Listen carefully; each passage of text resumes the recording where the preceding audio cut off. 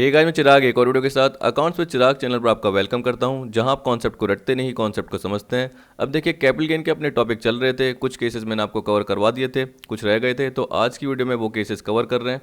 अब देखिए, पहला है capital gain in the case of self generated assets, section 55 subsection 2A। तो यहाँ पे क्या बोल रहा है, following assets are self generated asset if they are not purchase, कि अगर इनको खरीदा नहीं गया तो ये सारी सेल्फ जनरेटेड एसेट कहलाएगी। तो इसमें पहला क्या है, गुडविल ऑफ ए बिजनेस। आपका एक बिजनेस है, उसमें आप क्या कर रहे हो, कस्टमर को अच्छे ढंग से सेटिस्फाई कर रहे हो, कस्टमर को अट्रैक्ट कर रहे हो, तो धीरे धीरे आपका बिजनेस क्या हो रहा है, बढ़ता जा रहा है।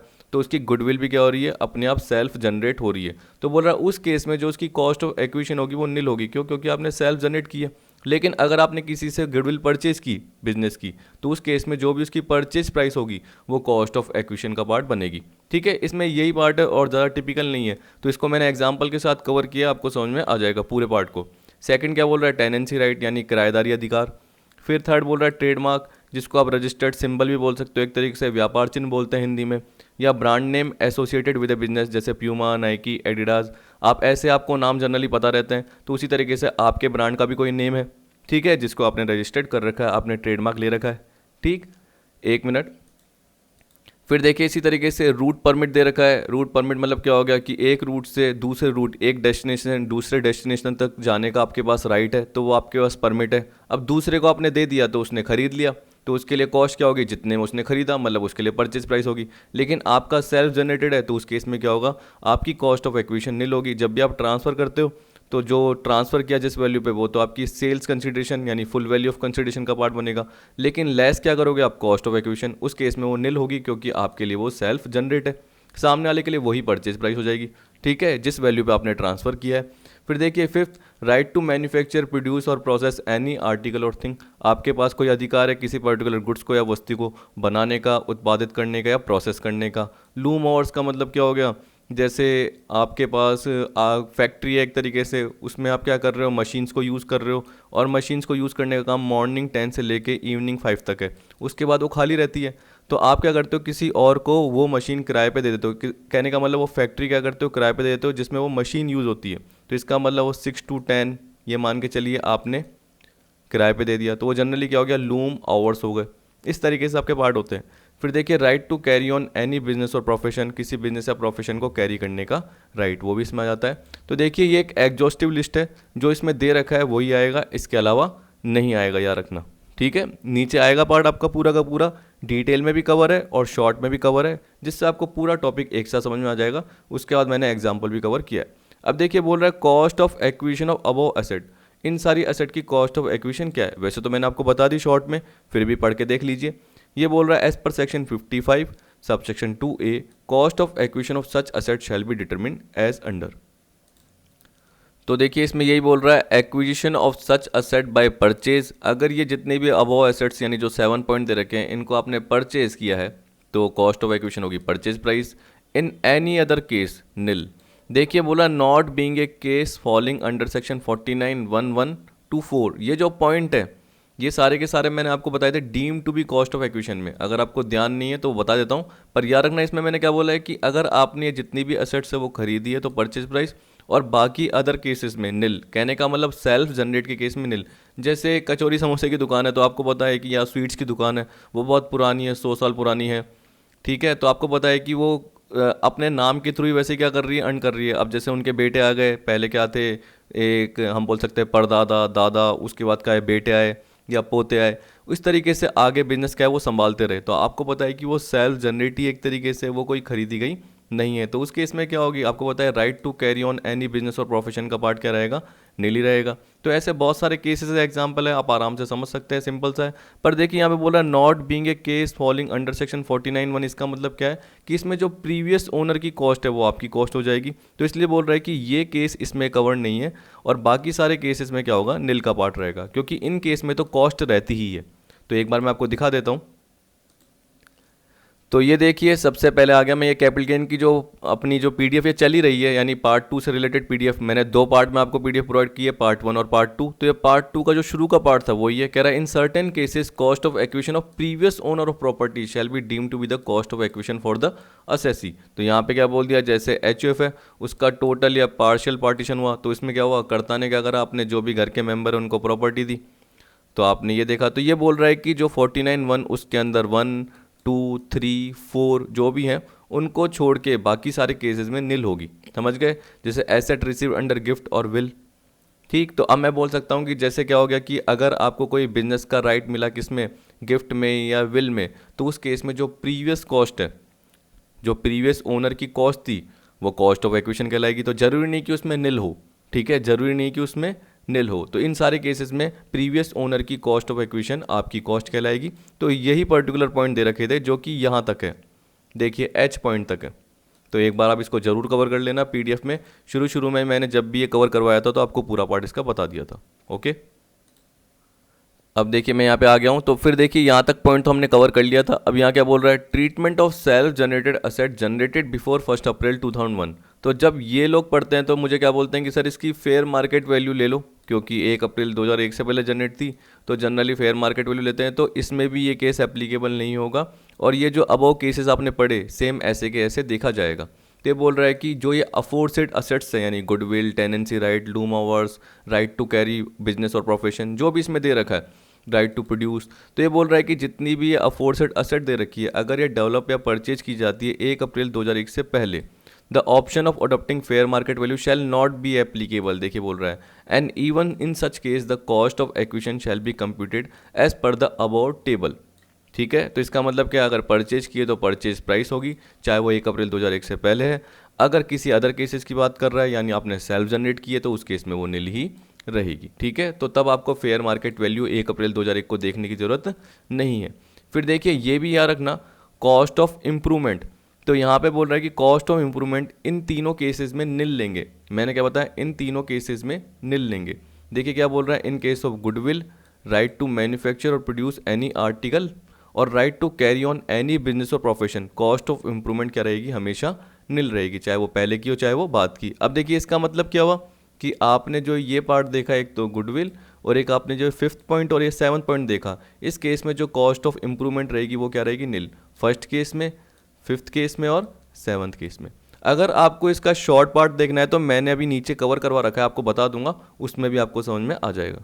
फिर देखिए क्या बोल रहा है, treatment of other self generated asset.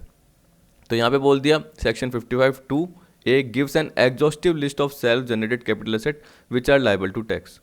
Any other self generated asset excluding bonus share and right entitlement, क्योंकि इसका मैं पार्ट अभी अगले केस में कवर कराऊंगा। तो ये बोल रहा है कि any other self generated asset not mentioned above shall be out of purview of tax that is fully exempted. तो देखिए एग्जॉस्टिव लिस्ट का मतलब क्या होता है, एक संपूर्ण लिस्ट है, जो आपको 7 पॉइंट दे रखे सेल्फ जनरेट के, वही कवर होंगे। इसके अलावा इस सेक्शन में और कोई पार्ट कवर नहीं होगा, तो एक तरीके से वो पूरा का पूरा एग्जेम्प्टेड है। तो यहाँ पे ये बोल रहा है instance of other self generated asset transfer of which does not amount to capital gain, कि अगर वो ट्रांसफर होती है तो कैपिटल गेन का पार्ट नहीं बनेगी। जैसे अगर हमने गुडविल ऑफ ए बिजनेस की बात करी तो वो तो कैपिटल गेन का पार्ट बनेगी, क्योंकि वो ऊपर लिस्ट में कवर है। ठीक है, लेकिन ये कवर नहीं है transfer of goodwill of a profession, profession की गुडविल कवर नहीं है, बिजनेस की गुडविल कवर है लेकिन प्रोफेशन की नहीं है, तो प्रोफेशन की गुडविल एग्जेम्प्ट है ट्रांसफर करने पे। ठीक है, transfer of trees grown spontaneously self generate. तो ये बोल रहा है जैसे जंगलों में क्या होता है, पेड़ अपने आप उग जाते हैं, तो उसके लिए कोई एफर्ट करने की जरूरत नहीं होती, उसके लिए कोई प्राइमरी सेकेंडरी इस तरीके से एक्टिविटी करने की जरूरत नहीं होती, यानी प्राइमरी एक्टिविटी करने की जरूरत नहीं होती, सेकेंडरी तो बाद में कर सकते हो लेकिन प्राइमरी एक्टिविटी करने की जरूरत नहीं होती, तो अपने आप ही ग्रो है। इसी तरीके से बोल दिया कोई self generated formula if cost of acquisition और improvement can not be reasonably ascertained. इसका मतलब रीजनेबली अगर उसको पता कर सकते हो तब तो वो एक तरीके से कैपिटल गेन का पार्ट है, लेकिन अगर उसकी कॉस्ट को रीजनेबली पता नहीं कर सकते या इम्प्रूवमेंट की कॉस्ट को रीजनेबली पता नहीं कर सकते तो वो सेल्फ जनरेटेड फॉर्मूला एग्जेम्प्ट होगा। क्या होगा, एग्जेम्प्ट। फिर देखिए यहाँ पे अब ये शॉर्ट में आ गया सारा पार्ट, इससे आपको पूरा पार्ट समझ में आ जाएगा और आपको कभी भी दिक्कत नहीं होगी। तो देखिए इसमें क्या बोल रहा है, tax treatment on transfer of such asset shall be as under business की गुडविल। ठीक है, बिजनेस या प्रोफेशन को कैरी करने का राइट, या किसी भी पर्टिकुलर आर्टिकल या थिंग्स गुड्स को बनाने का, प्रोसेस करने का, प्रोड्यूस करने का जो भी राइट है, उस केस में सेल्स कंसिडरेशन एक्चुअल। ठीक है, बाकी सब में भी एक्चुअली होगी, लेकिन कॉस्ट ऑफ एक्विजिशन देखिए इसमें भी नील है और इसमें भी नील है। जो ये टेनेंसी राइट, इसके अलावा जो एसेट है ये आपने 3 देखे, उसके अलावा जो 4 है, tenancy right, route permit, loom hours, trademark and brand name associated with the business. तो आपको बताएं यहाँ पे आपने 3 कवर किए तो बाकी 4 यहाँ पे कवर होंगे। तो उस केस में आप देख सकते हैं यहाँ भी कॉस्ट ऑफ एक्विजिशन नील है और यहाँ भी नील है। लेकिन देखिए अभी हमने जो ऊपर पढ़ा कि कॉस्ट ऑफ इम्प्रूवमेंट क्या रहेगी, नील रहेगी इस वाले पार्ट में। तो हमने देखा था गुडविल में, और गुड्स को, या हम बोल सकते हैं गुड्स को मैन्युफैक्चर करने या प्रोड्यूस करने का राइट वो हो गया, बिजनेस या प्रोफेशन को कैरी करने का राइट। हमने 3 देखे थे पार्ट, इसमें कॉस्ट ऑफ इम्प्रूवमेंट क्या थी आपकी, नील। तो यहाँ पे आप देख सकते हैं कि कॉस्ट ऑफ इम्प्रूवमेंट नील बताई गई है। लेकिन बाकी सारे जो 4 केसेस हैं उसमें जनरली कॉस्ट ऑफ इम्प्रूवमेंट क्या होगी, actual. Expenditure on transfer actual है, तो सेल्स कंसिडरेशन में आप लेस क्या करते हो, एक्सपेंडिचर ऑन ट्रांसफर, तो यहाँ से भी लेस करोगे और यहाँ पे भी अगर कोई है तो लेस करोगे। कैपिटल गेन यहाँ पे क्या बनेगा, sales consideration less expenditure on transfer, यानी नेट सेल्स बनेगी। और आपको पता है कि दोनों ही नील रहेगी, इसलिए 0 लेस करोगे तो कैपिटल गेन का पार्ट क्या है, यही रहेगा। इसी तरीके से इसमें क्या आपको पता है कि इंप्रूवमेंट की कॉस्ट जो है वो लेस हो रही है, एक्विजिशन की कॉस्ट तो इसमें भी क्या है, नील है। तो इस केस में क्या बोल रहा है, सेल्स कंसिडरेशन में जो लेस कर दो cost of improvement. Sales consideration में वैसे पहले एक्सपेंडिचर ऑन ट्रांसफर लेस करना, फिर उसके बाद क्या बोल रहा है, जो कॉस्ट ऑफ इम्प्रूवमेंट है वो आप लेस कर दोगे। ठीक, above rule is applicable only in the case of self generated asset. In any other case, इसका मतलब अगर परचेज की है तो कॉस्ट ऑफ एक्विजिशन यहाँ भी आएगी और यहाँ भी आएगी। तो कह रहा है in any other case purchase cost shall be taken as cost of acquisition and any expenses for improvement shall be taken as cost of improvement. Normal सा पार्ट। तो इसका मतलब कॉस्ट ऑफ एक्विजिशन जब भी आप परचेज करोगे तब तो आप लोगे ही लोगे। अब देखिए यहाँ पे एक एग्जाम्पल के थ्रू आपको बता रखा है, आराम से आपको समझ में आ जाएगा, सिंपल सा है, ज़्यादा टिपिकल नहीं है। देखिए यहाँ पे बोल रहा है Lisa transfer the following asset on 2 May 2019, determine capital gain for the assessment at 2021, यानी प्रीवियस ईयर 1920 की बात कर रहा है। Particulars cost market value as on 1 April 2001, और यह है sales value. Land acquired in 1976 at 25,000 की कॉस्ट का, ठीक है। मार्केट वैल्यू है 1 लाख की और सेल वैल्यू कितनी, 30 लाख की। अब देखिए आपको पता है कि यहाँ पे ये लैंड एक्वायर्ड की बात कर रहा है, तो इसमें तो नॉर्मल पार्ट है कि यार 30 लाख की सेल वैल्यू है, ब्रोकरेज जो पे किया है ट्रांसफ़र पे वो 2% पे की है, तो 30 लाख का 2% क्या आएगा, 60 आएगा, 29 लाख 40 हो जाएगा। अब देखिए आपको पता है कि ये 1976 में अक्वायर किया है, तो इसमें फेयर मार्केट वैल्यू का पार्ट लेते हैं, क्योंकि हम सेल्फ जनरेटेड एसेट की बात कर रहे हैं इनमें, इसमें नहीं कर रहे हैं, ये कोई सेल्फ जनरेट नहीं है, तो खरीदी गई है। तो आपको पता है कि लैंड ये खरीदी गई है और ये इंटेंजिबल एसेट के फॉर्म में नहीं आ रही, जो लैंड है वो इंटेंजिबल एसेट के फॉर्म में नहीं आ रही। बाकी सारे तो क्या है, राइट्स को डिनोट करते हैं। किसको डिनोट करते हैं, कि आपके पास एक अधिकार है याद रखना, जो इंटेंजिबल एसेट के फॉर्म में, जिसको देखा नहीं जा सकता, छुआ नहीं जा सकता, जबकि लैंड तो एक फिक्स रेट के फॉर्म में। तो आपको पता है कि एक 25,000 की कॉस्ट थी 1976 में, लेकिन आपको ये भी पता है कि 1 अप्रैल 2001 की जो फेयर मार्केट वैल्यू, दोनों में से जो हायर है वो आप ले सकते हो। तो आपको पता है कि आप फेयर मार्केट वैल्यू लोगे, ठीक है, तो आप 1 लाख लोगे। नीचे जो आएगा उसका इंडेक्स कॉस्ट ऑफ एक्विजिशन का 100 पार्ट आएगा। आपने जब इसको ट्रांसफ़र किया तो आपने ट्रांसफ़र करा 2/5/19 को, मतलब 19-20 को प्रीवियस ईयर, और प्रीवियस ईयर 1920 का इंडेक्स आएगा 289, ठीक। तो इसका मतलब क्या है, ये हो जाएगी 2,89,000। तो आप देख सकते हैं 29,40,000 में से लेस कर दिया 2,89,000, ठीक। इस तरीके से इंडेक्स कॉस्ट ऑफ इम्प्रूवमेंट कुछ भी नहीं है, तो ये आपका long term capital gain land का आ गया। अब देखिए बाकी जो बचे हैं वो बता देता हूँ। देखिए यहाँ पे आप देखिए गुडविल ऑफ ए बिजनेस की बात कर रहा है। बिजनेस कमेंस हुआ 1/5/1995 को, जो कि 2001 से पहले है। हमने क्या बताया, चाहे 2001 से पहले हो चाहे 2001 से बाद हो, फेयर मार्केट वैल्यू इसमें नहीं ली जाती, तो फेयर मार्केट वैल्यू को आपको ध्यान नहीं रखना। हाँ, अगर देखिए कॉस्ट ऑफ एक्विजिशन का पार्ट होता तो लेते, यहाँ पे नील। इसका मतलब क्या है कि बिजनेस कमेंस किया और गुडविल धीरे धीरे क्या हुई, बढ़ती गई, एक तरीके से गुडविल जनरेट हुई। तो उस केस में कॉस्ट क्यों नहीं दिखा रखा, क्योंकि आपको पता है कि कॉस्ट ऑफ एक्विजिशन नील है। क्या है, नील। तो 2 लाख का सीधा 2% निकाल लो, ये एक्सपेंडिचर ऑन ट्रांसफर होगा 196। फिर इंडेक्स कॉस्ट ऑफ एक्विजिशन आपकी क्या रहेगी, डैश। और जो इंडेक्स कॉस्ट ऑफ इंप्रूवमेंट है वो भी कुछ नहीं दे रखी, तो वो भी क्या रहेगी, डैश। कहीं दे ही नहीं रखी, दे रखी होती तो जनरली हम ले लेते हैं, पर यहाँ पे दे ही नहीं रखी। तो देखिए 196, ये 196 का पार्ट आपका आ गया। और पहली बात तो देखो क्या होता है कि गुडविल के केस में लेते ही नहीं है।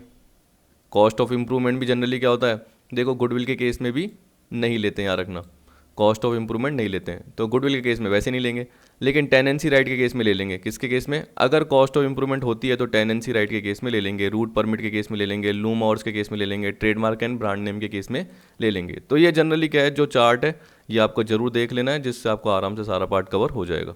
अब देखिए अगला, देखिए क्या बोल रहा है, टेनेंसी राइट। तो टेनेंसी राइट के केस में मैंने क्या बताया, कॉस्ट ऑफ इम्प्रूवमेंट लेते हैं, लेकिन यहाँ पे कहीं दे ही नहीं रखी। अब आपको पता है कि इस केस में भी क्या बोल रखा है, जो कॉस्ट है वो नील है, तो ये सेल्फ जनरेट ही है, तो इसका मतलब यहाँ पे भी कॉस्ट का पार्ट नहीं आएगा। तो तो देखिए 3 लाख में बेचा, 3 लाख का 2% क्या हो गया, 6,000 पे ट्रांसफ़र का पार्ट, तो एक्सपेंडिचर ऑन ट्रांसफ़र लेस कर दिए, ये आ गया 294। 294 में जो ये नील है, जो ये पार्ट है नील है, तो वो क्या है, कॉस्ट ऑफ एक्विजिशन का है। कॉस्ट ऑफ इम्प्रूवमेंट देखिए कुछ भी नहीं दे रखा, अगर दे रखा होता तो हम ले लेते, याद रखना। गुडविल के केस में कॉस्ट ऑफ इम्प्रूवमेंट नहीं ले सकते हैं, लेकिन टेनेंसी राइट के केस में आप कॉस्ट ऑफ इम्प्रूवमेंट जो भी एक्चुअल इंकर करिए वो ले सकते हैं, लेकिन यहाँ पे है ही नहीं, तो 294 में ये दोनों नील करे तो 294 ही आपका आया। अब देखिए बोल रहा है transfer of goodwill of profession, इसकी बात कर रहा है, तो बोल रहा है even if it is a self generated asset, चाहिए सेल्फ जनरेटेड एसेट हो, it is not covered by section 55(2)(a), क्योंकि हम गुडविल ऑफ ए बिजनेस की बात करते हैं ना कि goodwill of a profession, hence shall not be chargeable to tax, तो जनरली एग्जेम्प्ट है। क्या ये एग्जेम्प्ट है, ये टैक्सेबल नहीं है। तो इस तरीके से आपका पूरा पार्ट कवर, एक बार वापस से एग्जाम्पल ढंग से देखना, आपको आराम से समझ में आ जाएगा। अब देखिए किसकी बात कर रहा है, right shares oblique bonus share की बात कर रहा है, सेक्शन 55 सबसेक्शन 2(a) या AA। तो देखिए इसमें बोनस शेयर के लिए क्या बोल रहा है, अगर बोनस शेयर 1 अप्रैल 2001 से पहले खरीदे गए हैं तो फेयर मार्केट वैल्यू 1 अप्रैल 2001 की आराम से ले सकते हो, लेकिन 1 अप्रैल 2001 के बाद बोनस शेयर मिले हैं, आपके पास शेयर है ओरिजिनल, उसके साथ साथ आपको क्या मिले, बोनस शेयर मिले। कंपनी जनरली क्या बोनस शेयर कभी ना कभी देती है, तो बोनस शेयर मिले, तो उस केस में क्या होगा, कॉस्ट ऑफ एक्विजिशन नील होगी, since no option is available.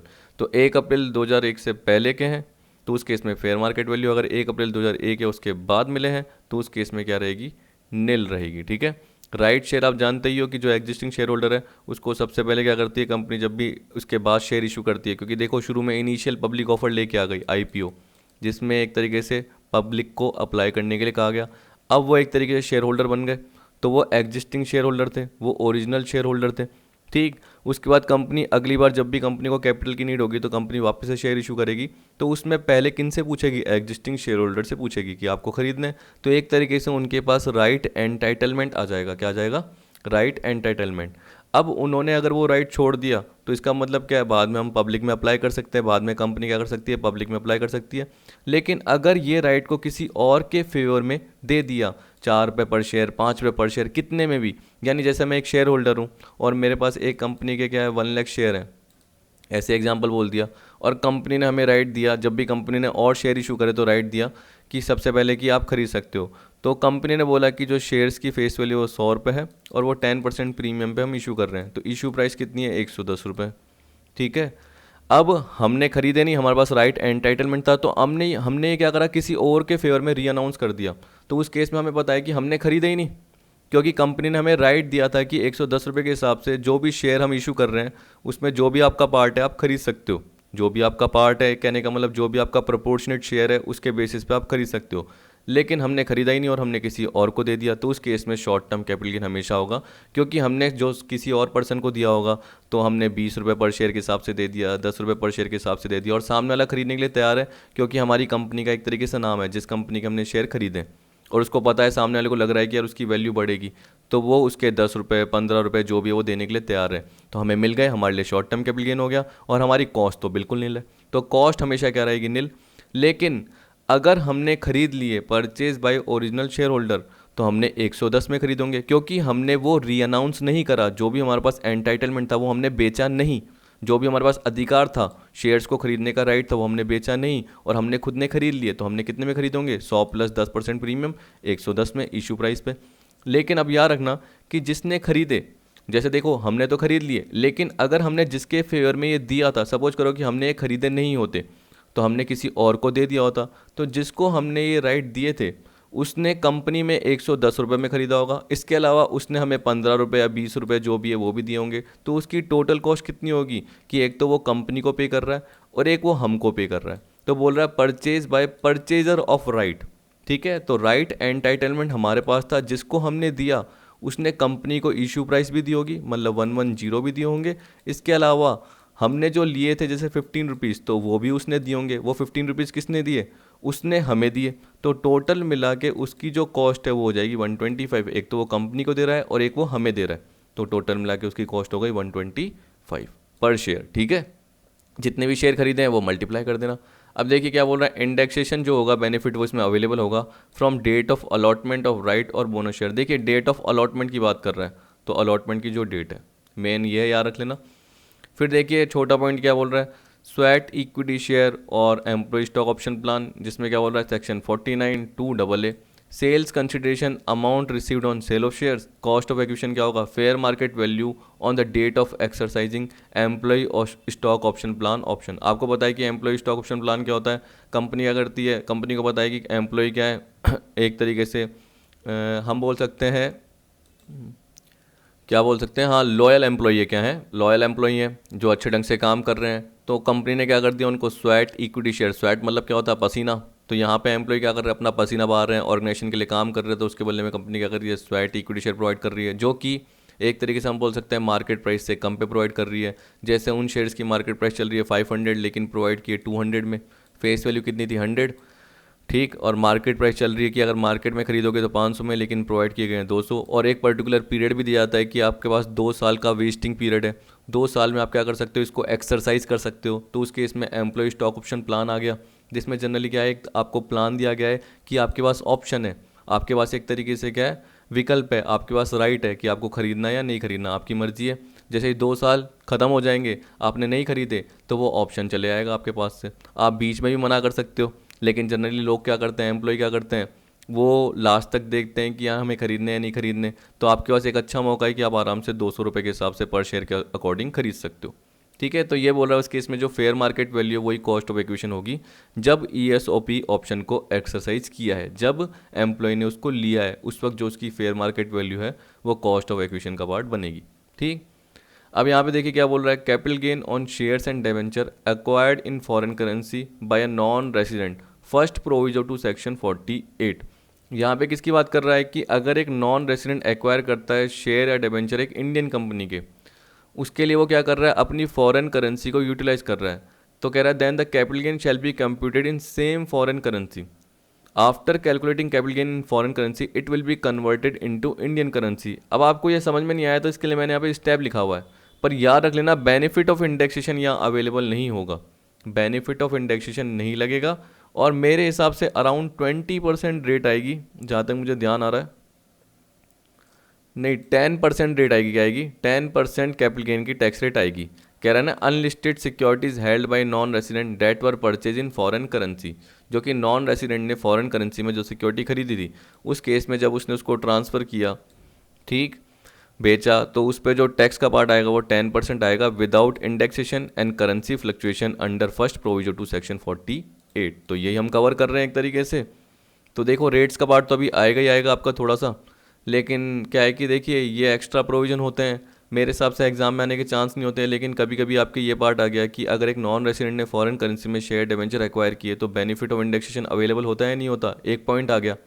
तो ये स्टेटमेंट ट्रू है या नहीं है, 4 स्टेटमेंट आ गए उसमें से 3 सही है नहीं है, तो कभी कभी ये लाइंस आ सकती है, तो आपको याद रखना है कि बेनिफिट ऑफ इंडेक्सेशन नहीं मिलेगा। तो यहाँ पे देखिए क्या बोल रहा है कि वो फॉरेनर, वो नॉन रेसिडेंट इंडियन कंपनी के शेयर डिवेंचर खरीद रहा है, तो उस केस में क्या बोल रहा है sales consideration expense of transfer and cost of acquisition will be given in rupee in the question as the share debenture were acquired by utilising foreign currency. तो जो सेल्स कंसिडरेशन है, एक्सपेंस ऑफ ट्रांसफर है, cost of acquisition है, वो rupees में दिए जाएंगे in the question as the share debentures were acquired by utilising foreign currency. So we need to convert them into foreign currency by using average buying rate on the date of transfer or acquisition. तो देखो ये question की बात बता रहा है कि question में क्या होगा, ये रुपीज़ में दे रखे होंगे सारा पार्ट, तो आपको क्या करना पड़ेगा उसको फॉरेन करेंसी में कन्वर्ट करना पड़ेगा एवरेज बाइंग रेट के हिसाब से, कब on the date of transfer or acquisition. फिर आपको कैपिटल गेन निकालना है, calculate capital gain in foreign currency. तो देखिए यहाँ पे हमने क्या कर दिया, फॉरेन करेंसी में कन्वर्ट करके कैपिटल गेन निकाल दिया। फिर अब आपको क्या करना है, उस फॉरेन करेंसी को रिकन्वर्ट करना है इंडियन करेंसी में by applying buying rate on the date of transfer. फिर देखिए वो इंडियन करेंसी में हो गया, तो इसका मतलब क्या है, शुरू में वो इंडियन करेंसी में था, फिर हमने एवरेज बाइंग रेट लगाई फॉरेन करेंसी की, फॉरेन करेंसी में कैपिटल गेन निकाला, फिर उसको रिकन्वर्ट किया हमने इंडियन करेंसी में, क्या अप्लाई करके, बाइंग रेट अप्लाई करके। तो पहले हमने की थी average buying rate foreign currency की, फिर हमने इंडियन करेंसी की बाइंग रेट अप्लाई करी, जिससे वो इंडियन करेंसी में कन्वर्ट हो गया, क्या फॉरेन करेंसी इंडियन करेंसी में कन्वर्ट हो गया।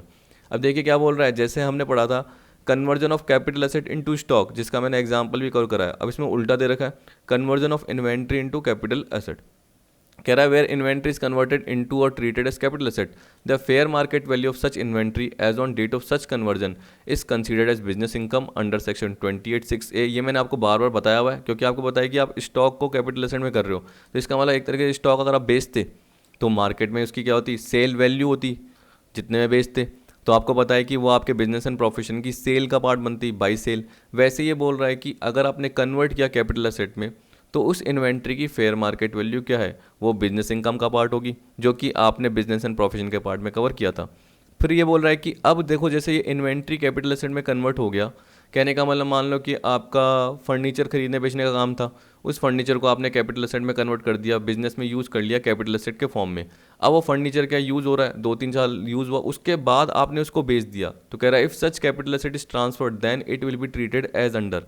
तो देखिए क्या बोल रहा है, सेल्स कंसिडरेशन एज यूजल, जो आपकी business income fair market value के फॉर्म में बोली गई थी वही आपकी कॉस्ट ऑफ एक्विजिशन हो गई, क्योंकि आपने बाद में उसको बेचा होगा।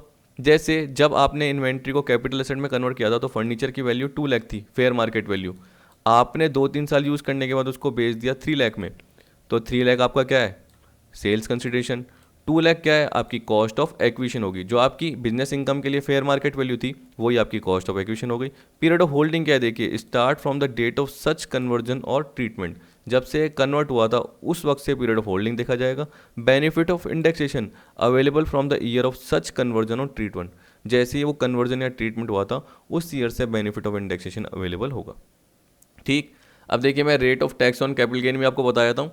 वैसे देखिए क्या है कि आपको ये याद रखना पड़ेगा कि सेक्शन 111(a) के लिए क्या रेट है, ये 112(a) के लिए यानी 112(a) के लिए क्या है, तो वो आराम से याद हो जाएगी क्योंकि मैंने इसको क्या है ज़्यादा डिटेल में कवर नहीं करा और शॉर्ट पॉइंट के अकॉर्डिंग ही कवर कर लिया। तो देखिए यहाँ पे क्या बोल रहा है, rate of tax on capital gains, इसमें बोल रहा है अगर स्पेसिफाइड एसेट है जैसे सेक्शन 111(a) की short term capital gain, long term capital gain में देखिए सेक्शन 111(2) है, इसमें जो असेट्स आएगी वो सेम ही आएगी, जो ये पर्टिकुलर इन दोनों सेक्शन के लिए वो असेट आपको सेम ही दिखेगी, लेकिन उसमें क्या कंडीशन है वो आपको पता चल जाएगी।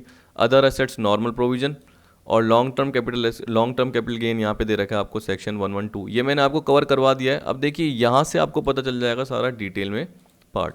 तो यहाँ पे देखिए क्या बोल रहा है, STCG, इसमें आपको पता है कि देखिए सेक्शन 111(a) आएगा और बाकी अदर असेट्स के लिए नॉर्मल प्रोविजन। तो इसका मतलब सेक्शन 111(a) कब लगता है, जब ये स्पेसिफाइड असेट दे रखी है। बाकी अदर एसेट के केस में नॉर्मल जैसे स्लैब रेट लगती है, नॉर्मल जैसे स्लैब रेट मतलब क्या हो गया, 2,50,000 तक नील, 2,50,000 से 5 लाख 5%, इस तरीके से आपको पता है 5 लाख से वो आपको पता है 5 to 10 लाख 20% और 10 लाख से वो 30%, ये आपको जनरली पता ही है। तो इस तरीके से आपको कवर करना है। Senior citizen super senior citizen के लिए अलग से है, आपको मैंने PDF तो प्रोवाइड कर ही दी है असेसमेंट ऑफ इंडिविजुअल की, वहाँ से जाके आप एक बार रेट जो भी है चेक कर सकते हैं, तो आपको वो रेट पता चल जाएगी, बेसिक एग्जम्पशन लिमिट पता चल जाएगी, स्लैब रेट पता चल जाएगी। तो देखिए यहाँ पे क्या बोल रहे, जो सेक्शन 111(a) है वो एप्लीकेबल है लिस्टेड इक्विटी शेयर के लिए, listed unit of EOF equity oriented fund के लिए, listed units of business trust के लिए, on which STT is paid on transfer, जिस पे क्या बोल रहा है, सिक्योरिटी ट्रांजेक्शन टैक्स चार्ज किया गया है यानी पे किया गया है ट्रांसफ़र पे, जब भी इनको बेचा गया तो उन पे आपको सिक्योरिटी ट्रांजेक्शन टैक्स चुकाना पड़ा। तो टैक्स रेट कितनी लगेगी, 15% लगेगी। ठीक है, ये याद रख लेना। अब देखिए अदर पॉइंट क्या है, अनयूटिलाइज बेसिक एग्जम्पशन लिमिट में बी यूटिलाइज, इसको मैं चाहे तो एग्जांपल के साथ आपको बता सकता हूँ। इसका मतलब क्या है अनयूटिलाइज बेसिक एग्जम्पशन लिमिट, देखिए क्या है कि आपको पता है बेसिक एग्जम्पशन लिमिट 250 होती है। ठीक, अब आपको पता है कि आपकी कैपिटल गेन की इनकम नहीं होगी, बाकी अदर इनकम भी होगी। क्या होगी, अदर इनकम भी होगी। तो आपको क्या करना है, जब आप टोटल देखते हो और वो स्लैब रेट से ज़्यादा हो जाता है, कहने का मतलब बेसिक एग्जाम स्लैब रेट बोल रहा हूँ सॉरी, बेसिक एग्जाम्पशन लिमिट से ज़्यादा हो जाता है, तो आपको क्या करना पड़ेगा, उसमें से कैपिटल गेन का पार्ट हटाना है और बाकी अदर इनकम के पार्ट को देखना है। फिर आपको देखना है कि 250 में से जो अदर इनकम लेस करी तो बाकी आपकी अनयूटिलाइज बेसिक एग्जाम्पशन लिमिट होगी, उसको आप यूटिलाइज कर सकते हो। नहीं समझे तो एक एग्जाम्पल के थ्रू आपको सिखा देता हूँ। देखिए ये रहा एग्जांपल, सिंपल सा है, कह रहा है short term capital gain on transfer of shares on which STT is paid, listed share थे आपको पता है जिस पे सिक्योरिटी ट्रांजेक्शन टैक्स पे किया है, तो ये 111(a) का पार्ट आ गया एक तरीके से, कितना है 1,30,000। फिर देखिए अदर इनकम कितनी है 1,66,000, टोटल मिला के कितना हो गया 2,96,000। तो आपको पता है कि वो बेसिक एग्जाम्पशन लिमिट से ज़्यादा है। ये बोल रहा है calculate tax of mister X aged 45 year, तो ये कोई सीनियर सुपर सीनियर सिटीजन नहीं है, नॉर्मल सिटीजन है। इनके अलावा, तो उस केस में आपको पता है कि 250 पे नील, 250 से 5 लाख पे 5% है, 5 लाख से 10 लाख पे 20% है, और 10 लाख से अबों पे 30% है। मैं किसकी बात कर रहा हूँ? असेसमेंट 2021 की। तो देखिए दिमाग लगाइए, ये क्या बोलता है कि 2,96,000 में से आपको क्या करना है, ये जो 130 का पार्ट है वो हटा देना है, सबसे पहले याद रखिए। तो देखिए ये अदर इनकम 166 अलग से है और ये 130 अलग से है। मैं क्या बोल रहा हूँ, 296 है, तो ये नहीं कि आप बोलोगे कि सर 250 पे क्या एग्जम्पशन है और 46 पे 5% लग जाएगा, वो गलत हो जाएगा। ऐसे नहीं लगाते हैं, यानी स्लैब रेट नहीं लेते हैं। हमें पता है कि कैपिटल गेन आ रहा है शॉर्ट टर्म, तो उसको कैसे अप्लाई करेंगे। देखिए यहाँ पे 166 अलग लिखा और ये 1,30,000 अलग लिखा। अब आपको पता है कि एग्जम्पशन लिमिट जिस पे टैक्स चार्ज नहीं होगा वो 250 है, तो 250 में से 166 लेस कर दिया, तो अनयूटिलाइज बेसिक एग्जम्पशन लिमिट जो थी 250 थी, उसमें से अनयूटिलाइज कितनी थी, 84। क्या थी, 84। अब आपको पता है कि आपका शॉर्ट टर्म कैपिटल गेन 130 है, जिस पे आपको टैक्स चुकाना था कितना, 15% के अकॉर्डिंग। लेकिन जो ये अनयूटिलाइज है इसको यूज़ किया जा सकता है, समझ गए। 250 में से 166 मतलब अदर इनकम, याद रखना हम टोटल इनकम एक्सक्लूडिंग एसटीसीजी भी बोलते हैं इसको, कि टोटल इनकम जो 296 है उसमें से एसटीसीजी हटा दो, तो बाकी जो 166 आई। तो अब देखो स्लैब, अब देखो बेसिक एग्जम्पशन लिमिट कितनी थी, 250। 250 में से 166 लेस किए तो बाकी बोला जाता है अनयूटिलाइज 84। ठीक है, अब इसको हम यूज़ कर सकते हैं किसके against, short term capital gain के अगेंस्ट। तो 130 में से देखो ये 84 यूज़ कर लिया, बाकी जो कैपिटल गेन बचेगा वो 46 ही बचेगा जिस पे टैक्स लगेगा। इसका मतलब 130 पे नहीं लगा। अनयूटिलाइज जो एग्जम्पशन लिमिट है उसको आप यूज़ कर सकते हो, अनयूटिलाइज जो भी बेसिक एग्जम्पशन है उसको आप यूज़ कर सकते हो शॉर्ट टर्म कैपिटल गेन के अगेंस्ट। तो बाकी 46 पे 15% लगा, और रिबेट 87A तो देखिए मैं आपको क्या बताऊंगा, जब असेसमेंट ऑफ इंडिविजुअल का पार्ट बताऊंगा तब आपको मैं ज़रूर बता दूंगा, क्योंकि देखिए इसमें बहुत सारे केसेस हैं। आपने अपने सेकेंड ईयर में या जो भी पीजी के पार्ट है, पोस्ट ग्रेजुएट का पार्ट है, उसमें भी कवर किए होंगे, तो आपको रिबेट अंडर सेक्शन 87A ज़्यादा टिपिकल नहीं लगेगी, तो उसको क्लेम किया जा सकता है, सिंपल सा पार्ट है, ज़्यादा टिपिकल नहीं है, तो उस वक्त बताऊंगा। इसी तरीके से देखिए डिडक्शन 80C से 80U की, वो भी आपको नहीं मिलेगी, कह रहा है नो चैप्टर 6A डिडक्शन आपको नहीं मिलेगी 80C से 80U की इन केसेस में। STCG arising from transaction undertaken in foreign currency on registered stock exchange located in international financial services center is taxable at 15%, चाहे STT यानी सिक्योरिटी ट्रांजेक्शन टैक्स लेवाइबल नहीं हो। इसका मतलब क्या बोल रहा है कि अगर आपने जो भी ट्रांजेक्शन देखे अगर वो फॉरेन करेंसी में हो रहे हैं, जो कि कौन से फॉरेन करेंसी में, एक रजिस्टर्ड स्टॉक एक्सचेंज में हो रहे हैं जो कि इंटरनेशनल फाइनेंशियल सर्विस सेंटर में लोकेट है, तो जो भी ट्रांजेक्शन हुआ उस पर जो short term capital gain arise हुआ उस पर टैक्स की रेट 15% आएगी। यानी 15% क्या है, कंसेशनल रेट है। 15% क्या है, वैसे आपको पता है कि रेट क्या होती है 20% बाकी सबके केसेस में, वो लॉन्ग टर्म कैपिटल गेन में होती है सॉरी, लेकिन बाकी केस में क्या आपकी स्लैब रेट लगती है, क्या लगती है, स्लैब रेट। लेकिन ये कंसेशनल रेट आपको प्रोवाइड की गई है। अब वो किन के लिए प्रोवाइड की गई है, जिनको एसटीडी क्या करना है, पेड करना है, इन पर्टिकुलर लिस्टेड इक्विटी शेयर्स पे, लिस्टेड यूनिट्स पे और इस पे। लेकिन साथ में इस पे भी एक तरीके से क्या दे दी, कंसेशनल रेट प्रोवाइड कर दी गई, चाहे एसटीटी इस पे लेवाइबल नहीं हो, चाहे सिक्योरिटी ट्रांजेक्शन टैक्स इस पे लेवाइबल नहीं हो, तब भी 15% क्या होगा, टैक्स लगेगा। तो ये कंसेशनल रेट इस पे भी प्रोवाइड कर दी गई। फिर देखिए बाकी सारे केस में, अदर केस में टैक्स नॉर्मल रेट से लगेगा, just like any other income. मतलब नॉर्मल जैसे स्लैब रेट लगती है 250 से 5 लाख जैसे स्लैब रेट लगती है उस तरीके से आपका टैक्स लगेगा। तो देखिए यहाँ पे मैंने ये दोनों कवर करवा दिए। अब आपका है LTCG का पार्ट, ठीक है। मेरे हिसाब से देखता हूँ और कोई प्रोविजन तो नहीं है, नहीं और कोई नहीं है। अब LTCG का पार्ट है, आप देख सकते हैं LTCG में भी हमने क्या करा, सेक्शन 112A और बाकी अदर केस में सेक्शन 112 लग जाता है। तो इसको भी देख लेते हैं, क्योंकि देखिए ये कवर होगा तो उसके बाद हमारा क्या होगा, अगली वीडियो में सीधा एग्जम्पशन का पार्ट कवर होगा। तो थोड़ा सा पार्ट बचा हुआ है, थोड़ा बेयर कर लेना, बॉन्ड कर लेना, क्योंकि देखो क्या है कि ये पर्टिकुलर पॉइंट मुझे बताना ज़रूरी थे और शॉर्ट में, क्योंकि अब एग्ज़ाम में कभी कभी आपसे ये टैक्स की रेट भी पूछ ले, जनरली ये पार्ट पूछ ले, तो आपको पता तो रहना चाहिए। तो देखिए इसमें क्या बोल रहा है कि अगर लॉन्ग टर्म कैपिटल गेन है, इसका मतलब लॉन्ग टर्म कैपिटल असेट है। अब आपको मुझे ये बताने की ज़रूरत नहीं होती है कि टाइप ऑफ कैपिटल एसेट में आपकी एक शॉर्ट टर्म और एक लॉन्ग टर्म कैपिटल एसेट होती है।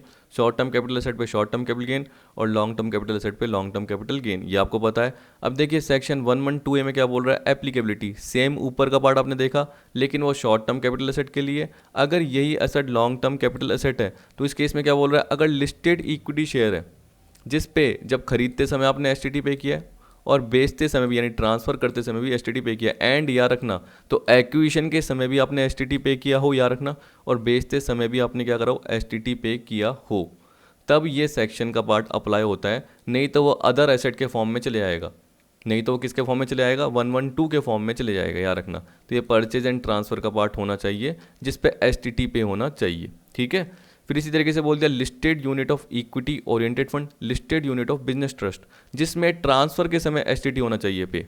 किसके समय, ट्रांसफ़र। तो खरीदते समय जरूरी नहीं है एसटीटी पे हो, लेकिन बेचते समय एसटीटी सिक्योरिटी ट्रांजेक्शन टैक्स पे होना चाहिए। तो ये आप जरूर याद रख लेना। ट्रांसफ़र जो डेट इसमें बता रखी है वो ऑन और आफ्टर 1 अप्रैल 18, क्योंकि एक तरीके से नया प्रोविजन है। तो देखिए 1 अप्रैल 18 या उसके बाद ट्रांसफ़र किया गया है। ये जो लॉन्ग टर्म कैपिटल गेन है वो 1 लाख से ज़्यादा का होना चाहिए। सच long term capital gain is greater than ₹1 lakh. उस केस में टैक्स रेट क्या होगी, 10% of LTCG in axis of 1 lakh. पहले क्या होता था, जब हम listed equity share long term के लिए होल्ड करते थे, जैसे एक तरीके से मैं बोल दूँ 12 महीने से ज़्यादा के लिए, तो उसमें क्या होता था कि एग्जम्प्ट हो जाता था LTCG। क्या होता था, तो लोग क्या करते थे, उस शेयर को खरीद के रख लेते थे 2-2 3-3 साल। अब उनकी वैल्यू बढ़ जाती थी, बेचते थे, तो उन पे जो कैपिटल गेन था वो एग्जम्प्ट होता था। लेकिन अब देखिए अगर कैपिटल गेन आपका 1 लाख से ज़्यादा हो जाता है तो उस केस में टैक्स रेट लगेगी 10% of LTCG in axis of 1 lakh. तो 1 लाख से कम है तो एग्जम्प्ट है, लेकिन 1 लाख से ज़्यादा है तो जितना जो ज़्यादा हुआ, जैसे 1,40,000 हुआ, तो जितना भी एक्सिस हुआ 40,000 उस पर 10% LTCG लग जाएगा। कह रहा है 10% of LTCG in axis of ₹1 lakh. तो 1 लाख से जितना भी ज़्यादा है उस पर 10% LTCG लग जाएगा। नॉर्मल पॉइंट है, मैं थोड़ा आपको जल्दी बता रहा हूँ लेकिन आपको समझ में आ जाना चाहिए। अदर पॉइंट में देखिए वही जो अभी मैंने बताया सेम टू सेम है कि आप क्या करना, टोटल इनकम में अपनी STCG या LTCG का पार्ट जब भी लेते हो तो वो हटा दीजिए, वो हटा दीजिए। उसके बाद देखिए कि बेसिक एग्जम्पशन लिमिट में कितनी अनयूटिलाइज है, जिसको हम STCG के अगेंस्ट या LTCG के अगेंस्ट यूज़ कर सकते हैं या नहीं कर सकते हैं। तो बोल रहा है कि अगर अनयूटिलाइज बेसिक एग्जम्पशन लिमिट है उसको यूटिलाइज किया जा सकता है, कोई रिबेट नहीं मिलेगी। 87A की ये बोल रहा है, ठीक। तो आपने देखा होगा ऊपर यहाँ पे STCG में क्लेम की जा सकती है लेकिन LTCG में क्लेम नहीं की जा सकती, ठीक है। No rebate under section 87A, ये ध्यान रखना है। उसमें डिडक्शन नहीं मिलती, इसमें भी नहीं मिलती। No chapter 6A deduction. कोई इंडेक्सेशन बेनिफिट 112A में नहीं मिलता, ये बोल रहा है इंडेक्सेशन बेनिफिट नहीं मिलता। LTCG arising from transaction undertaken in foreign currency on registered stock exchange located in an international financial service centre is taxable at the rate 10% even if STT is not leviable on such transaction, क्योंकि वो foreign currency में किए गए हैं और वो international financial service के locate किए गए रजिस्टर्ड स्टॉक एक्सचेंज में किए गए, जैसे नैस्डैक, जैसे मैंने बोल दिया कि अमेरिका का उस स्टॉक एक्सचेंज में आपने फॉरेन करेंसी में ट्रांसफ़र किया है तो आपका लॉन्ग टर्म कैपिटल गेन हो गया। उस केस में क्या बोल रहा है, 10% कंसेशनल तब भी लगेगा, ठीक है, चाहे आपने STT पे नहीं करा हो, चाहे STT लेवाई नहीं हो, तब भी क्या होगा, 10% टैक्स रेट लगेगी। तो कंसेशनल ही है क्योंकि स्लैब रेट पे तो ज़्यादा हो जाता है, तो एक तरीके से इसको कंसेशनली बोला जाता है। अब देखिए बोल रहा है कि cost of acquisition of the asset if acquired on और बिफोर 31 जनवरी 2018, ये इनकी बात कर रहा है कि जो भी ये एसेट्स हैं आपने ये जो बताई, ठीक है, अगर ये 31 जनवरी 18 से पहले खरीदी गई है, ऑन और बिफोर 31 जनवरी 18 या उससे पहले खरीदी गई है, तो उस केस में कॉस्ट ऑफ एक्विजिशन क्या रहेगी, ठीक। तो देखिए इसमें ये बोल रहा है कि जो कॉस्ट ऑफ एक्विजिशन होगी, जो भी लॉन्ग टर्म कैपिटल एसेट आपने एक्वायर की है 31 जनवरी 18 को या उससे पहले, तो क्या बोल रहा है, हायर ऑफ द फॉलोइंग, ए और बी दोनों में से जो हायर हो, याद रखना। तो ए में क्या बोल रहा है, actual cost of acquisition of such asset, जो भी लॉन्ग टर्म कैपिटल एसेट है उसको खरीदने की जो भी एक्चुअल कॉस्ट है। फिर बी में क्या बोल दिया, the lower of fair market value और full value of consideration receive और accruing as a result of the transfer of capital asset, जिस भी ये लॉन्ग टर्म कैपिटल एसेट को आपने ट्रांसफर किया था उससे जो सेल वैल्यू मिली, जिसे हम क्या बोल रहे हैं, full value of consideration received. तो यहाँ पे एक तरीके से हो गया फेयर मार्केट वैल्यू और सेल वैल्यू, जिसको आप ऐसे बोल सकते हो शॉर्ट में FMV और FVC, full value of consideration. दोनों में से जो लोअर है पहले वो निकालिए और एक्चुअल कॉस्ट आपको पता है, इन दोनों में से जो हायर है वो कॉस्ट ऑफ एक्विजिशन का पार्ट बनेगी। सिंपल सा पार्ट, FMV और FVC विच इज लोअर। देखिए यहाँ हायर क्यों नहीं लिया, क्योंकि जनरली क्या होगा, मान के चलिए कि फुल वैल्यू ऑफ कंसिडरेशन ज़्यादा हो जाता है, जैसे फेयर मार्केट वैल्यू 6 लाख है और ये 8 लाख है, तो ये 8 लाख को आपने हायर अगर ले लिया और कॉस्ट मान के चलिए 7 लाख है, तो दोनों में से जो हायर है मतलब 8 लाख आएगा। और आपको पता है कि अगर हम टैक्स निकाल रहे हैं तो उस केस में हम क्या बोलेंगे कि 8 लाख में से 8 लाख गए तो वैल्यू नहीं लो गई, तो इसलिए जानबूझ के यहाँ पे लोअर ही लिया गया है कि fair market value full value of consideration 6 lakh और 8 लाख, तो आप 6 लाख ले लीजिए। ठीक है, एक्चुअल कॉस्ट 7 लाख है तो 7 लाख और 6 lakh which is higher 7 lakh. ठीक, तो ये लोअर ऑफ ये पार्ट एक्स्ट्रा जोड़ा गया है 31 जनवरी 18 से, जिससे हम बोल सकते हैं कि एक तरीके से कॉस्ट ऑफ एक्विजिशन का पार्ट आपका प्रॉपर सही आए। अब देखिए टैक्स पॉइंट में क्या बोल दिया कि कोई भी इंडेक्स बेनिफिट अवेलेबल नहीं होगा। होल्डिंग पीरियड जो भी काउंट किया जाएगा वो डेट ऑफ एक्विजिशन से काउंट किया जाएगा। Cost of acquisition of bonus share acquired before 31 January 18 will be determined as per aforesaid rule, जो ये ऊपर का रूल है उससे की जाएगी। कह रहा है cost of acquisition of bonus share acquired before 31 January 18 will be determined as per aforesaid rule, जो आपने हायर और लोअर वाला रूल देखा। Therefore the fair market value of bonus share as on 31 January 18 will be taken as cost of acquisition except in some situation explain in following example. देखिए मैंने example cover नहीं करवाए हैं तो इसको मैं हटा दूंगा, क्योंकि एक तरीके से अपने नेट के एग्जाम में थ्योरेटिकल पार्ट आता है, प्रैक्टिकल इतना नहीं आता, तो इनके एग्जाम्पल आपको देखने की जरूरत नहीं है। तभी मैं आपको थोड़ा थोड़ा पार्ट ये जल्दी बता रहा हूँ। सेक्शन 112 यानी 112A हो गया। इसके अलावा जो भी लॉन्ग टर्म कैपिटल असेट होगी उस पर सेक्शन 112 लगेगा। अब टैक्स रेट क्या होगी इसको भी मैंने शॉर्ट में कवर किया है। तो ये बोल रहा है कि बाकी अदर एसेट में क्या आती है, क्योंकि आपने लिस्टेड इक्विटी शेयर देख लिए, आपने इक्विटी ओरिएंटेड फंड देख लिए, आपने बिजनेस ट्रस्ट की लिस्टेड शेयर्स देख लिए, ये बोल रहा है। तो उसके अलावा जो भी पार्ट आता है वो इसमें आता है। तो इसमें पहला क्या आ गया, listed securities and zero coupon bonds. तो इसमें क्या बोल दिया ऑप्शन 10% विदाउट इंडेक्सेशन, ये टैक्स रेट लगा सकते हो, या 20% विद इंडेक्सेशन, ये लगा सकते हैं। अब जहाँ पे आपको बेनिफिट हो रहा है, जहाँ पे आपका टैक्स का पार्ट कम बन रहा है वो देख सकते हो, अगर आपकी listed security and zero coupon bond है। Unlisted securities held by non resident date were purchase in foreign currency, जो मैंने ऊपर आपको बताया, तो 10% without indexation and currency fluctuations under first proviso to section 48। 10% बिना इंडेक्सेशन के हैं और बिना करेंसी फ्लक्चुएशन के हैं under first proviso to section 48। Other के केस में क्या होगा 20%। तो ये तो जनरली सबको ही पता रहता है कि sir long term capital asset पे जो लॉन्ग टर्म कैपिटल गेन होता है वो 20% होता है। लेकिन देखिए क्या है कि आपने स्पेसिफिक पार्ट भी पढ़े कि इन पे 10% विदाउट इंडेक्सेशन है, 20% विद इंडेक्सेशन है, इसमें 10% विदाउट इंडेक्सेशन है। तो ये भी आपको ध्यान रखना है, नहीं तो क्या होता है एग्जाम में बिल्कुल गड़बड़ हो जाती है। अब देखिए अदर कंडीशन क्या बोल दी सेक्शन 112 के लिए कि अनयूटिलाइज बेसिक एग्जाम्शन को भी यूटिलाइज किया जा सकता है। रिबेट यहाँ पे क्लेम किया जा सकता है। तो रिबेट केवल कहाँ नहीं क्लेम किया जा सकता, लॉन्ग टर्म कैपिटल गेन में सेक्शन 112A में, याद रखना ये रहा, no rebate under section 87A, यानी शॉर्ट टर्म कैपिटल गेन में भी क्लेम किया जा सकता है। लेकिन लॉन्ग टर्म कैपिटल गेन में 112A, जिसमें मैंने बताया कि ये 3 सिक्योरिटी है, इनसे रिलेटेड पार्ट है जो ट्रांसफ़र किए गए 1 अप्रैल 18 को या उसके बाद। ठीक है, और लॉन्ग टर्म कैपिटल गेन इस पर कब लगता है, जब वो 1 लाख से ज़्यादा का हो जाता है, तो इस पर रिबेट नहीं मिलेगी। बाकी सारे केसेस में रिबेट अंडर सेक्शन 87A मिलेगी। नो चैप्टर 6 से डिडक्शन, देखिए यार ये डिडक्शन तो कहीं भी नहीं मिल रही, चाहे शॉर्ट टर्म हो चाहे लॉन्ग टर्म हो, चाहे कोई सा भी सेक्शन हो, आपको डिडक्शन ATC से ATU की नहीं मिलेगी। तो इस तरीके से सारा पार्ट कवर। अब अगली वीडियो में देखेंगे एग्जाम्शन। अब देखिए एग्जाम्शन भी बहुत बड़े होते हैं, लेकिन मैंने इनको चार्ट के थ्रू कवर करा दिया, जिससे आपको कभी भी दिक्कत नहीं आएगी और आप ये एग्ज़ाम में पढ़ के जाओगे तो आराम से आपकी प्रॉब्लम सॉल्व हो जाएगी। जहाँ पे क्या थी दिक्कत थी कहीं, तो वहाँ पे मैंने अलग से कवर करा दिया, क्योंकि देखिए जैसे 54G था, ये अमेंडेड था, तो मुझे पूरा बताना ज़रूरी था, इसलिए मैंने अलग से इसको कवर करवा दिया। ठीक, तो इस तरीके से मेरे हिसाब से अगली वीडियो में सारा पार्ट कवर हो जाना चाहिए, क्योंकि यही पार्ट आपका बचा हुआ है। अगर नहीं भी होता तो मेरे हिसाब से मैक्सिमम 2 वीडियो में कवर हो जाएगा, उससे ज़्यादा और वीडियो नहीं लगेगी। तो आई होप आपको आज की वीडियो पसंद आई होगी। वीडियो देखने के लिए थैंक यू।